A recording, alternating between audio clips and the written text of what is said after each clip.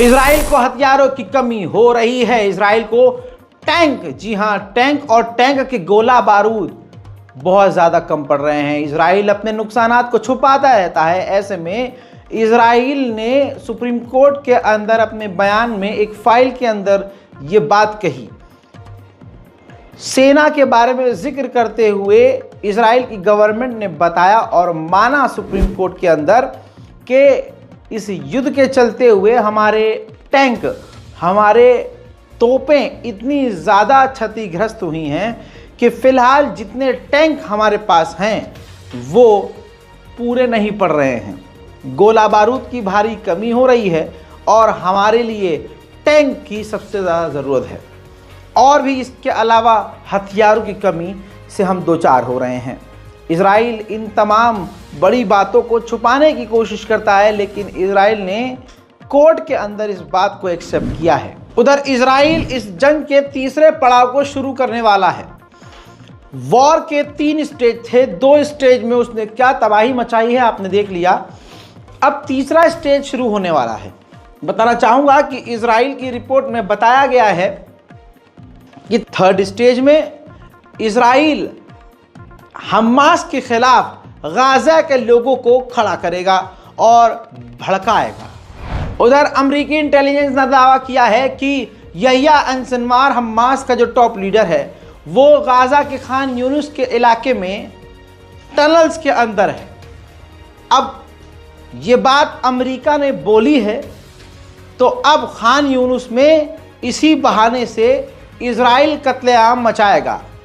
Personally मेरा ये मानना है कि खान यूनुस के अंदर यहिया सिनवार का होना अमेरिका ने सिर्फ इसलिए बोला ताकि इजराइल को बहाना दिया जा सके, ताकि इजराइल खान यूनुस के इलाके में कत्लेआम मचा सके। जैसा मैंने आपसे कहा, इजराइल दूसरे नंबर का जेनोसाइडर है। जेनोसाइड करने वाला और करवाने वाला सबसे बड़ा अमेरिका है। अमेरिका की CIA ने खुद यह जानकारी दी है कि यहिया सिनवार के ऊपर उसी का संगठन हमास प्रेशर बना रहा है कि किसी भी तरह से इस जंग को ख़त्म कर दिया जाए और आप इस जंग के खात्मे का ऐलान करें। लेकिन यहिया सिनवार जंग ख़त्म करने से इनकार कर रहे हैं। अमेरिकी पगलाए जानवर बाइडन ने कहा 38,000 लोगों की मौत के बाद, 38,000 फिलिस्तीनियों की मौत के बाद बुड्ढा कहता है कि मैंने फिलिस्तीन और फिलिस्तीनियों की भलाई के लिए सबसे ज़्यादा काम किया है। जबकि यही अमेरिका वो है जिसने फिलिस्तीनियों का सबसे ज़्यादा कत्लेआम करवाया है। गज़ा के स्कूल पर इजराइल ने जो हमला अभी कुछ दिन पहले किया था, जिसमें 70 से ज़्यादा बेगुनाह मारे गए थे, जर्मनी ने इजराइल के सपोर्ट में बयान दिया कि हमें नहीं पता कि उन सिविलियंस में से कितने आतंकवादी थे। यानी जर्मनी ये कहने की कोशिश कर रहा है कि उन आम लोगों में आतंकवादी थे और ज़्यादातर आतंकवादी ही होंगे, हमें नहीं मालूम कि उस सिविलियंस में कितने आतंकवादी थे। जर्मनी ऐतिहासिक तौर पर, जो कि इतिहास के काले अक्षरों में लिख दिया गया है कि इजराइल के कत्लेआम में अमेरिका की तरह, बल्कि यूं कहूं अमेरिका से ज़्यादा जर्मनी ने इजराइल का साथ दिया है। उधर इजराइल के सैनिक तस्वीर देखिए, रोज की तरह गाजा के घरों के अंदर लूटपाट मचाते हुए साजो सामान लूट रहे हैं और फोटो खिंचवाकर खुद ही सोशल मीडिया पर शेयर भी कर रहे हैं। हजरात, आज खुल्लम खुल्ला गाजा की ज़मीन गाजा के लोगों से छीनी जा रही है। इजराइल के एक मेजर ने वीडियो के अंदर साफ साफ धमकी दी कि गाजा के लोग अपने आप अपना इलाका और अपनी ज़मीन छोड़ जाएं, वरना वो मारे जाएं। My name is Mickey. I'm a major in the IDF reserves. And I'm also a volunteer police officer in the Israeli police. And I got a message for the people of Gaza, for the terrorists inhabiting Gaza. Yo bitches better start running. Anybody who's going to be left in Gaza when we get there, all y'all are going to die. Each and every one of you. Your house is going to be demolished. Your family ain't going to have no place to live. Better start running. Before you start running, you better return our people safe. Fail to do so, and we're about to open the goddamn gates of hell on your ass. You all started messing with God's army, with God's chosen people. We buried 20 bigger empires than a bunch of bearded, goat-loving motherfuckers like you. वहीं फिलिस्तीनी lawyer ने एक खतरनाक खुलासा किया।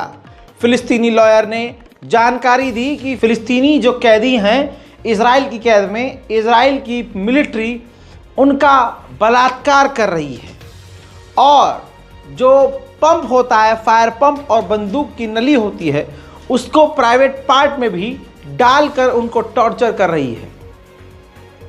सोच के देखिए, इजराइल की पुलिस, हैवान पुलिस कुछ भी कर रही है। सुनिए। تفضل وحكى عن موضوع انبوبة مطفأة الحرائق أن يتم استعمالها بأسير مكبل اليدين وإجباره على النوم على بطنه وتجريده من كل الملابس وإدخال بربيش المطفأة داخل مؤخرة هذا الأسير وتشغيل هذه المطفأة بالمادة الكيماوية لا أعلم الماء أمام أعين كل الأسرى. يعني هنا الفظاعة أن تمارس التنكيل والفظاعة بحق هذا الأسير. هذا الأسير يعاني والأسرى الآخرون يعانون. يعني لتلقين كل الأسرى هناك أن كل أسير ممكن أن يتعرض لهذه الأساليب الوحشية بحقه. هذا الأسير موجود في معتقل عوفر، يعني لا أذكر اسمه خوفا على مشاعر عائلته وحفاظا على مشاعر العائلة، ولكن هذا الأسير شاب يبلغ من العمر 27 عام، موجود في معتقل عوفر، موجود في حالة نفسية صعبة جدا.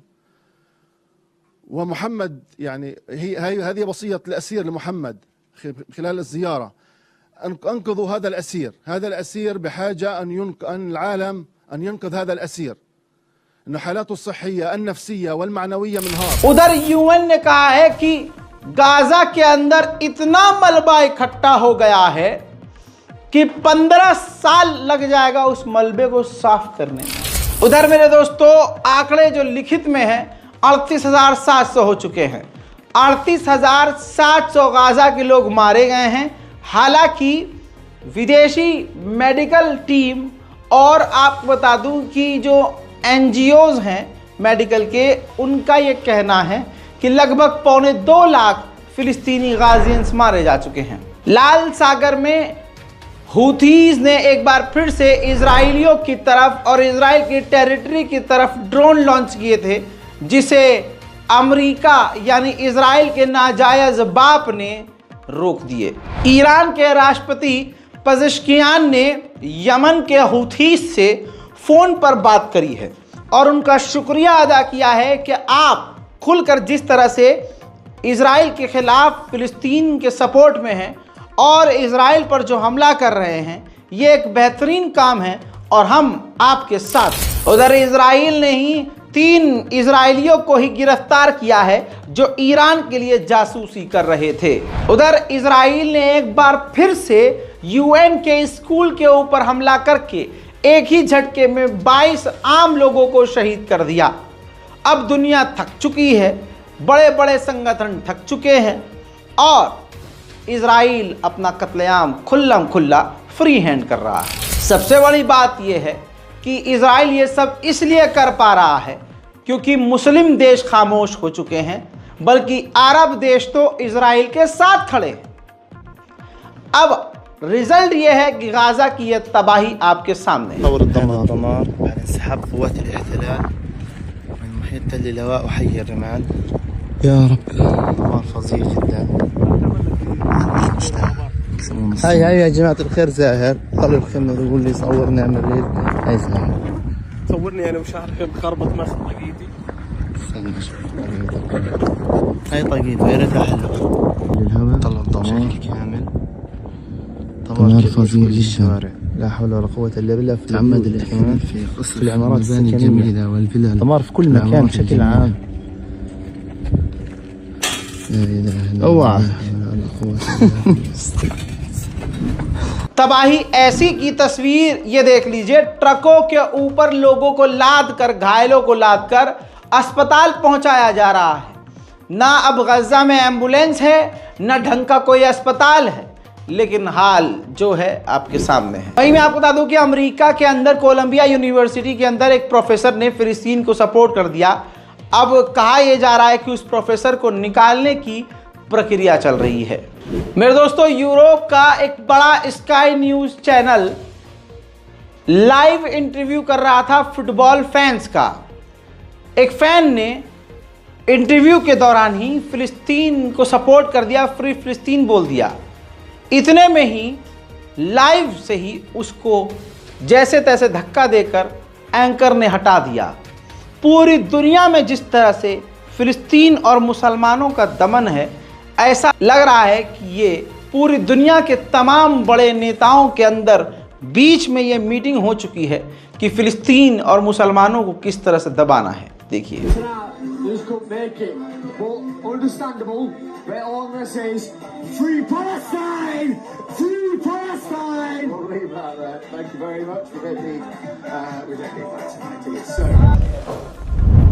इजराइल की जेल से दोस्तों ये व्यक्ति आजाद जब हुआ तो बिफोर आफ्टर आप देख सकते हैं।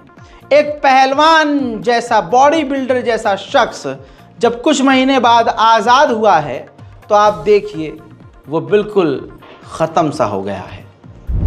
उधर यूएन ने जानकारी दी कि अमेरिका के सबसे खतरनाक बमों को इजराइल ने गाजा में फेंका है।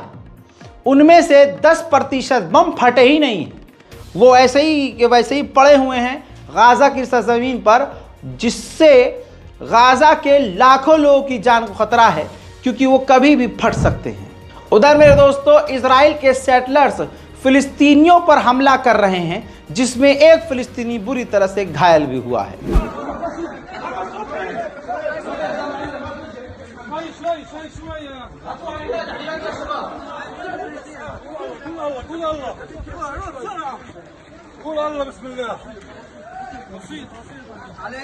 फिलहाल की इस डिटेल रिपोर्ट में इतना ही। मुहर्रम आशूर का ये दिन है, इसके बावजूद आपके सामने मैं मजलूम की आवाज़ उठा रहा हूँ। उम्मीद करता हूँ कि आप भी मजलूमों की आवाज़ बनेंगे, इस रिपोर्ट को शेयर करेंगे ताकि हमारी आवाज़ ज़्यादा दूर तक जा सके। इस बारकोड का इस्तेमाल इसलिए भी करें ताकि गाज़ा और फिलिस्तीन तक हम छोटी मोटी मदद पहुंचाकर कुछ सवाब हासिल करें और दिली सुकून हासिल करें। रिपोर्ट को शेयर ज़रूर कीजिएगा, अपनी राय कमेंट बॉक्स में ज़रूर लिखिए। मैं हूं रज़ा और आप देख रहे थे रज़ाग्राफी। जय हिंद।